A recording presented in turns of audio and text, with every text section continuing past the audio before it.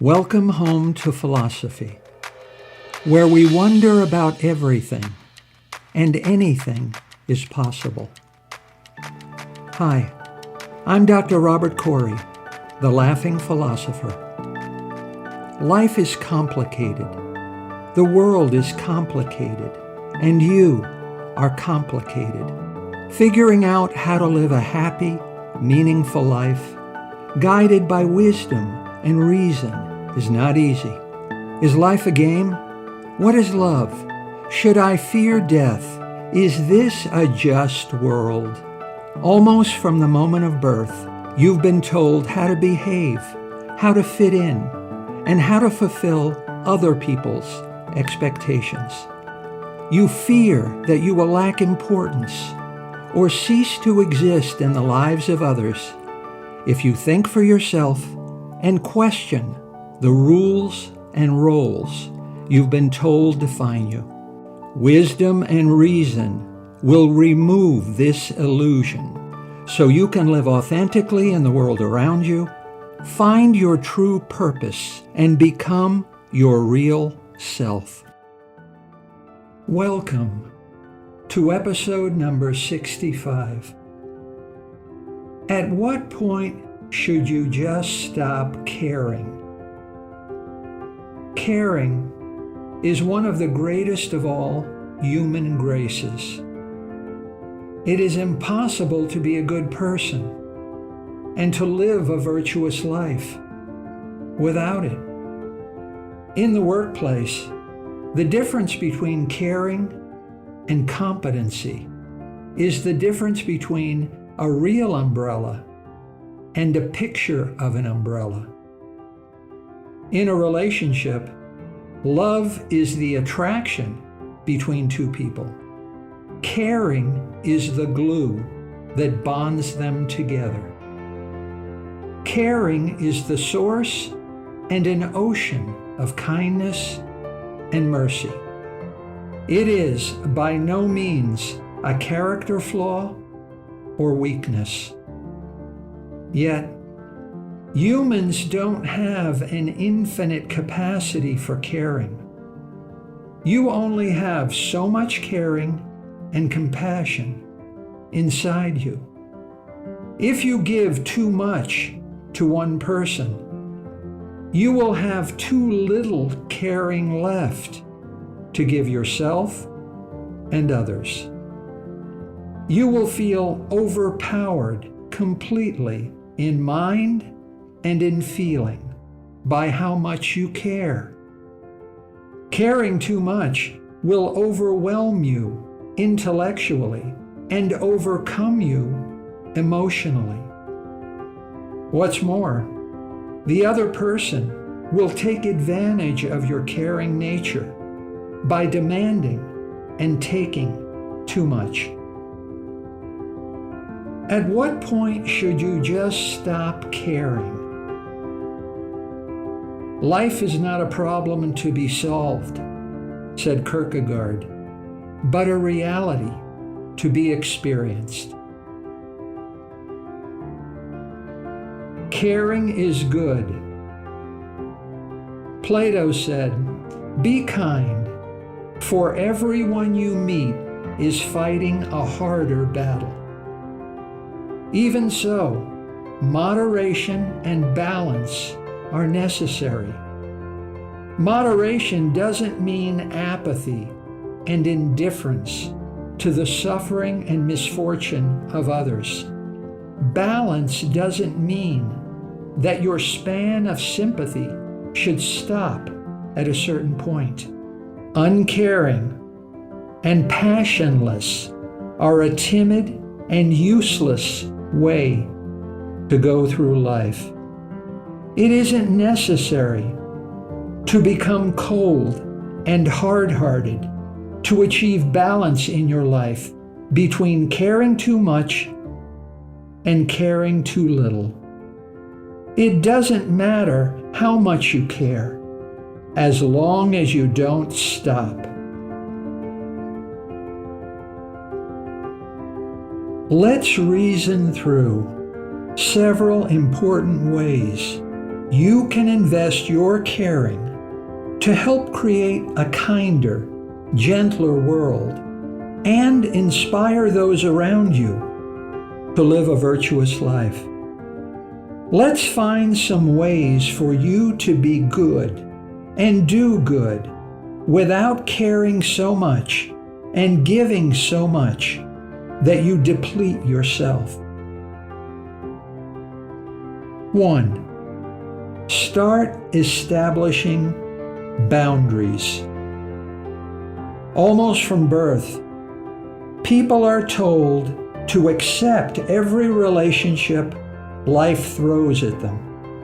Drift along like a leaf on a river and just surrender to whatever happens or doesn't happen. Just as if any relationship, no matter how bad, is better than no relationship. Just as if demanding too much of you is acceptable behavior, and giving up on a one-sided relationship is not a rational choice. Just as if your tastes and preferences don't matter and your needs and desires don't count. Think about what you want and what you don't want in the relationship and use these needs and preferences to establish enforceable boundaries.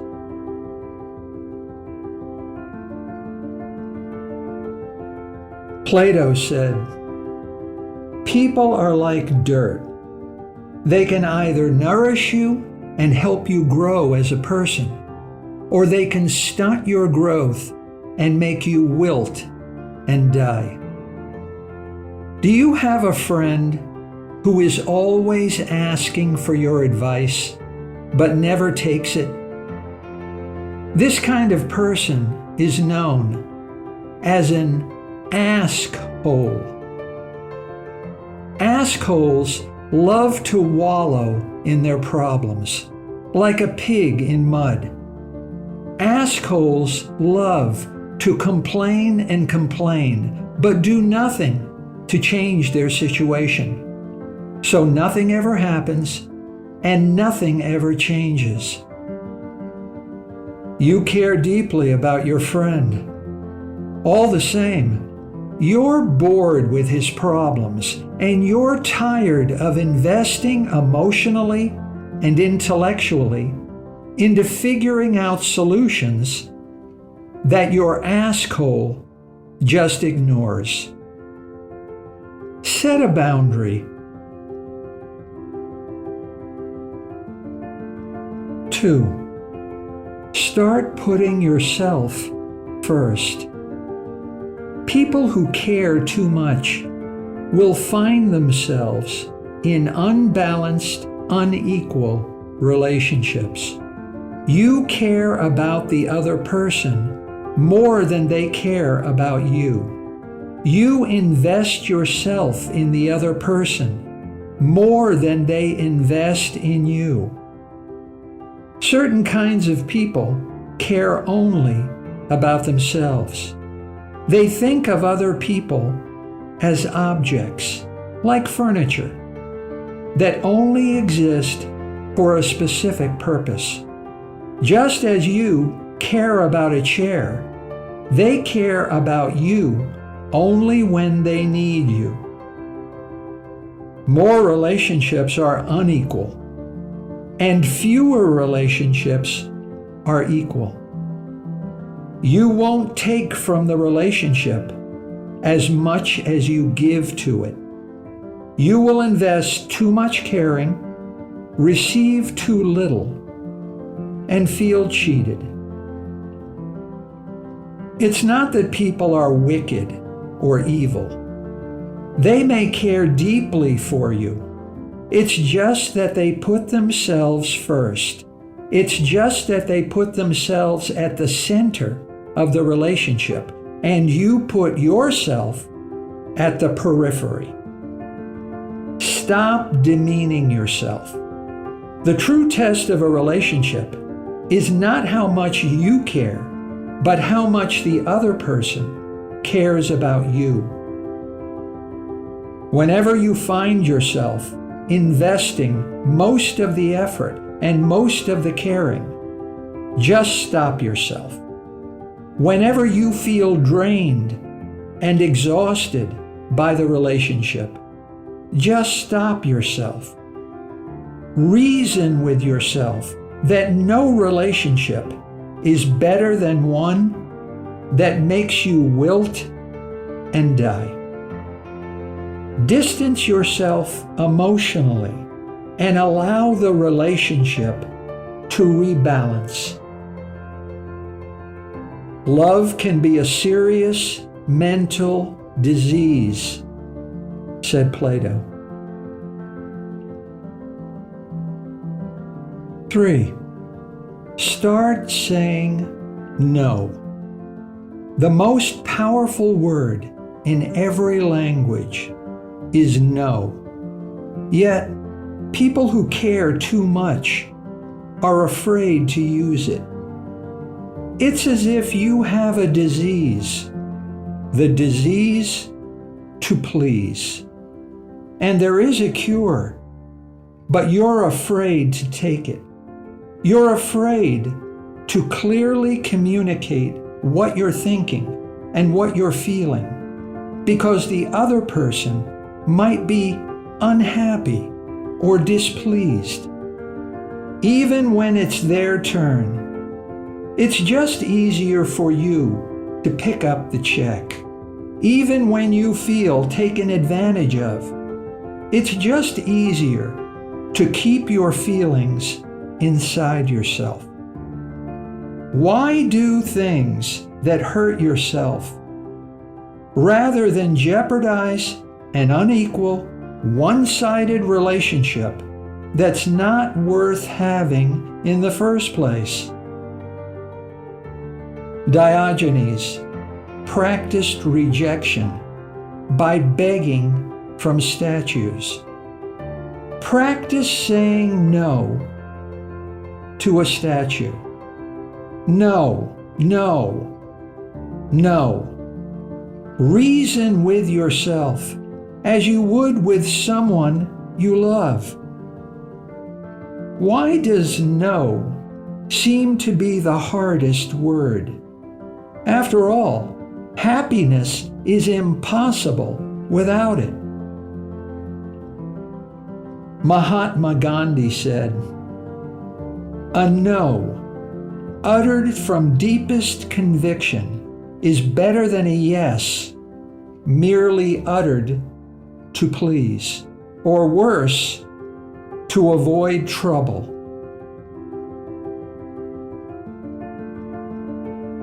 4. Stop seeking approval. Why does everyone have an opinion? No one has been appointed a judge over anything. Judgment assumes that one is qualified to make that judgment. How many opinions are objective, knowledgeable, and reasoned out? Most opinions are half-truths, exaggerations, total falsehoods, or uncritical assumptions. People see what they want to see.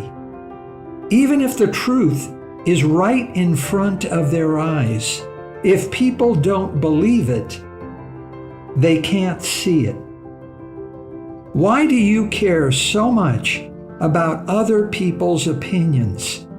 The opinions of the majority have never been a guarantee of truth or happiness. Who killed Socrates? The majority. Who killed Jesus? The majority. Who voted for Hitler? The majority. The heart of the matter is that most people don't know or understand themselves.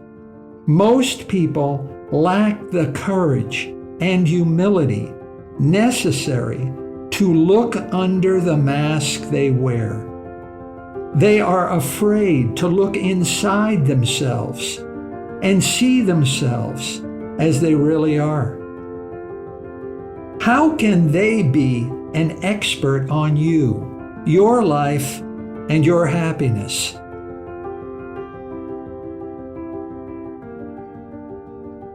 Most people are just unhappy, negative, and pessimistic. Everything is getting worse. Nothing is getting better.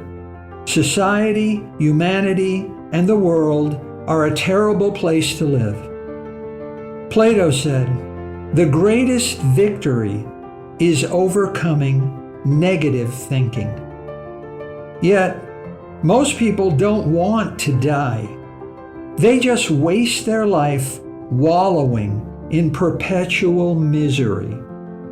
So why the hell are you seeking their approval? Think for yourself. The most important opinion of the kind of person you are and the kind of life you choose is your opinion of yourself. All the same, don't ignore what other people think. Sometimes you need an outside opinion. Consider what other people think, but critically. Accept nothing that does not agree with your own wisdom and experience. Be skeptical, but not cynical. Consider carefully whether the other person's opinion has any value or merit. If it's helpful and positive, welcome it. But if it's negative, if its purpose is just to hurt or hinder you, then ignore it. You don't need anybody's approval to do what is best for you. Stop trying to please him, her, or them. Talk to yourself as you would to someone you love. Say to yourself that what is best for me right now is what I am, where I am, and what I'm doing. 5. Stop controlling. The opening words of Epictetus presents Stoicism in a nutshell. Some things are within our control and some things are not. You cannot control what other people think, feel, or do. That is all you know on earth and all you need to know. No matter how much you care and no matter how hard you try, you can't stop someone you love from making a bad decision. You can reason, you can guide, but you cannot control or compel. A person has as much right to make a bad decision as a good one. You can't control what another person chooses to do. In situations where you are directly involved, your choices, your actions, your feelings, and your ideas all are within your power. These things are up to you. Your happiness depends on the things you can control. Don't let your happiness depend on controlling things that are not up to you. Offer your wisdom and experience, but don't invest your happiness in other people's choices and decisions. Caring too much will lead you to try controlling things beyond your control. And lastly, 6, start accepting misfortune. There is no perfect life. You make mistakes. People you love make mistakes. Everyone makes mistakes. Learn to accept that the people you love and care about will make bad choices in life, just as you will. If they want to make a bad decision, you can't stop them. Sometimes, in morally ambiguous situations, people only learn by doing. People only learn by making mistakes and by suffering the consequences. Bad choices are an important way, and sometimes the only way, to gain wisdom and develop good sense. Seneca said, "Life is no soft affair. Plans are imperfect, promises are broken, deadlines are missed, people get it wrong." So many of life's most important and precious outcomes are just a matter of luck. You didn't choose to be born in the year 2000. You were lucky. You could have been born in the year 1000.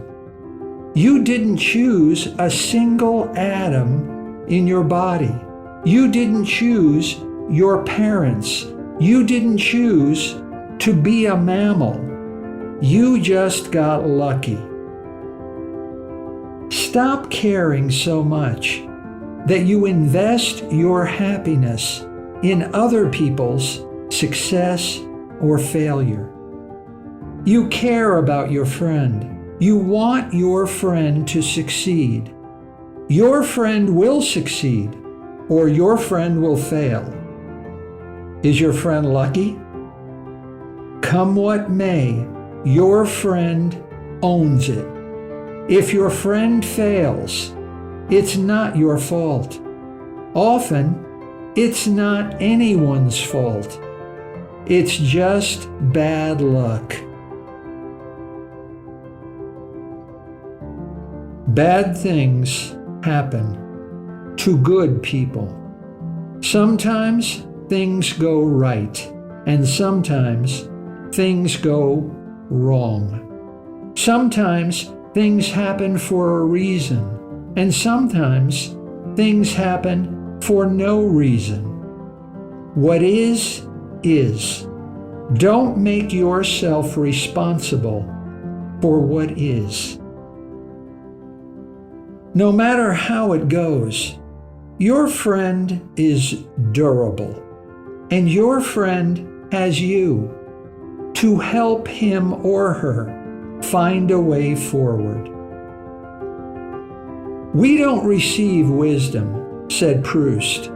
"We must discover it for ourselves after a journey that no one can take for us or spare us." Mistakes happen. That's why pencils have erasers. That's why you have compassion.